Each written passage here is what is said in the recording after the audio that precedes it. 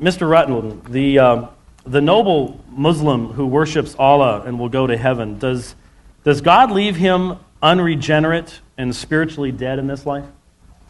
Could you repeat the question, please? I don't understand. The noble Muslim, the Muslim who has the possibility of going to heaven, is he left unregenerate in this life? First off, we have to ask what you mean by noble. If by noble you mean innocent, there is no man that is innocent in the eyes of God. We all obtain heaven through the grace of God by the sacrifice of His Son. Is he regenerated in this life? I will have to say that I don't know the mind of God and how God works in that fashion. So is it possible that spiritually dead people will only be made alive after this life? Is that what you're saying? I don't think that the Bible sheds any indication on that. Personally, I do not believe that a spiritually dead person will have some kind of afterworld conversion experience now.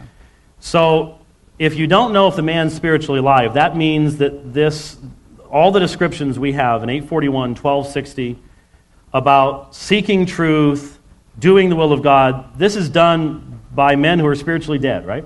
Well, Dr. White, I'm sure you know that in Catholic theology it teaches that we can only know God through a divine act of God revealing Himself. It's called actual grace. I believe our Wesleyan brothers call it prevenient grace. God is the one that does the first calling. He leaves it to man because He will not violate man's free will. He leaves it to man to accept that calling or to reject that calling. But as to your question, again, we're back to how does God work? And we do not simply know the mind of God. So you do believe, in light of this, that spiritually dead men can seek the truth, do the will of God? I believe that men who are spiritually dead, as you put it, and I would not accept your definition of that, that those men still have a certain inborn, innate knowledge of God, and that God calls to those men, and He calls them to Him by His grace. It is not that man left to his own natural desires will find God. God calls to every single man because every single man is included in the plan of salvation. So God calls by grace the Muslim who continues his entire life embracing the worship of a false God, a different Jesus, and believing that to worship the Trinity is to commit the unpardonable sin. Is that the call of God's grace to them? Well, you're assuming in your question that I know the heart of every single Muslim, which I don't. You're also assuming in your question that I know the mind of God, which I do not. So the Catechism doesn't answer the question? The Catechism, sir, says that it is possible. It doesn't say it will happen, but it holds out the possibility. And that's exactly what we're debating here tonight, sir, and that's exactly the question that you've been evading all night long. Is idolatry a mortal sin? Idolatry? Mm-hmm. Could you define mortal? I'm not supposed to ask questions. I'm sorry. Is idolatry a mortal sin? I'm using the term mortal sin as you would define it. I'm asking you to define it. Is idolatry a mortal sin? If I know that God is the true God of the universe, if I know that God calls me to a relationship with Him, and I reject that, and I say, "Oh, holy highlighter, I worship you as my God," that, sir, is a mortal sin. So if do you claim that there are men who do not know that there is one true God who exists in heaven? Yes. So how do you explain Paul's words when he says, "For what can be known about God is plain to them, because God has shown it to them, for His invisible attributes, namely His eternal power and divine nature, have been clearly perceived ever since the creation of the world, and the things that have been made, so they are anapologia, without a defense or an excuse." Is this not about everyone? Is this only about a certain people? Romans it is 1?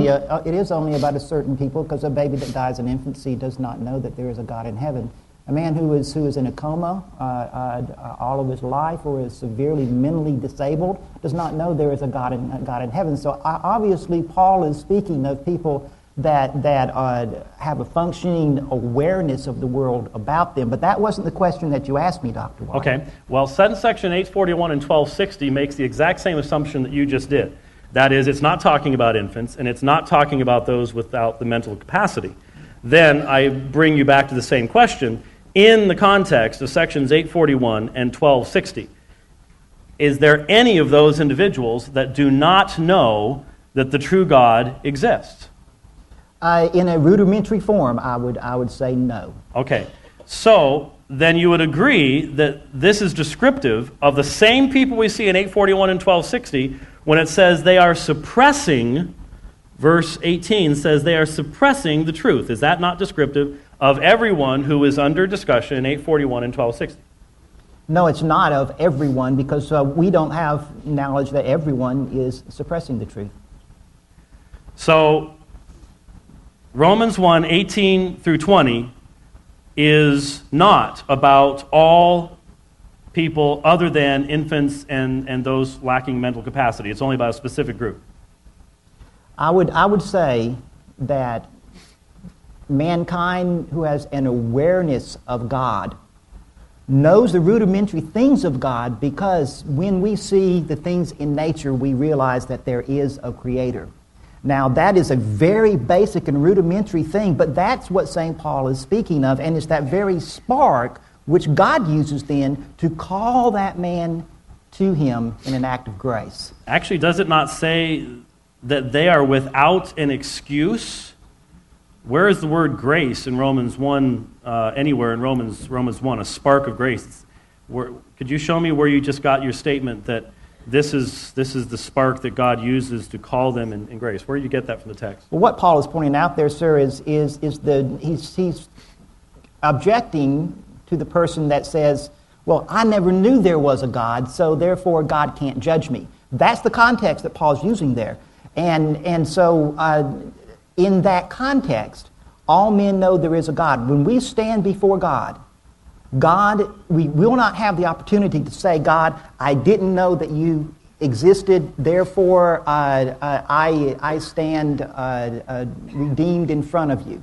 That's what Paul's talking about there. Where? Could you show me the verse where you have this person saying that? Well, obviously that's my commentary on the Scripture and not the words of Scripture itself.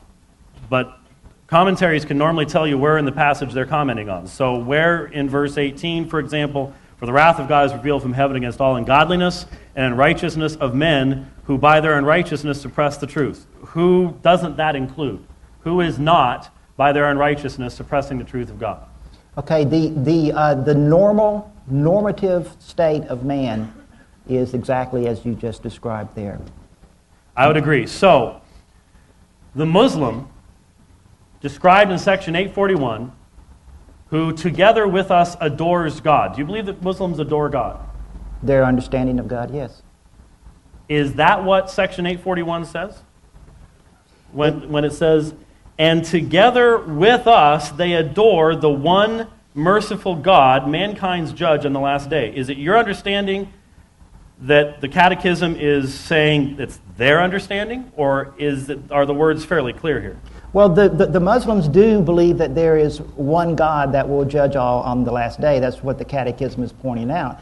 And it's also pointing out that there are certain things that the Muslims believe about God that we also believe about God. And it's also pointing out that they go back to the faith of Abraham.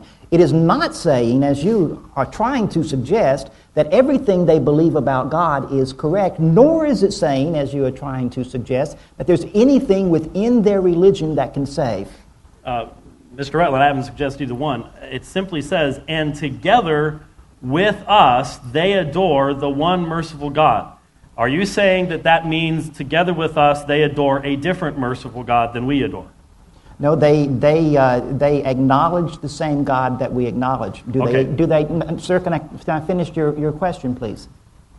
They acknowledge the same God that we do. They understand Him in a different way. There's a very big difference between acknowledging something and worshiping in the same way. What does the word adore mean?